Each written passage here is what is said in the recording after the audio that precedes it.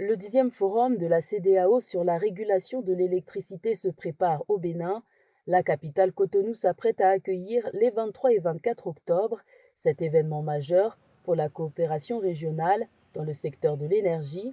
Régulateurs, décideurs politiques, acteurs du marché et partenaires techniques plancheront autour du thème coopération énergétique en Afrique de l'Ouest, dynamique actuelle et perspectives de renforcement de l'intégration en vue de mieux appréhender les enjeux et défis du secteur électrique dans l'espace de la communauté économique des États de l'Afrique de l'Ouest. Nous sommes dans une dynamique régionale, nous sommes dans une dynamique de coopération où les chefs d'État de la sous-région ont bien compris qu'il y a des ressources énergétiques qui sont inégalement réparties sur l'ensemble du territoire des 14 pays.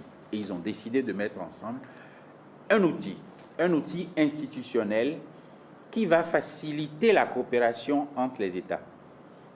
Et l'objectif de cet outil institutionnel, c'est d'aller chercher les ressources pour les partager au mieux aux citoyens de chaque État. Malgré d'importantes potentialités, la CEDEAO est l'une des régions les moins électrifiées au monde.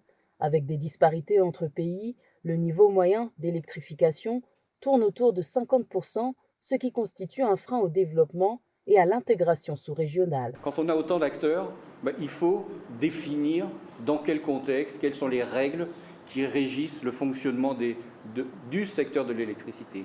L'ARE est l'organisme qui est en charge justement de non seulement s'assurer que les règles qui ont été définies sont respectées, mais en plus, il doit s'assurer que les évolutions des règles sont conformes à l'intérêt de toutes les parties. La faiblesse des financements entrave les ambitions énergétiques affichées par les pays membres de la CEDEAO.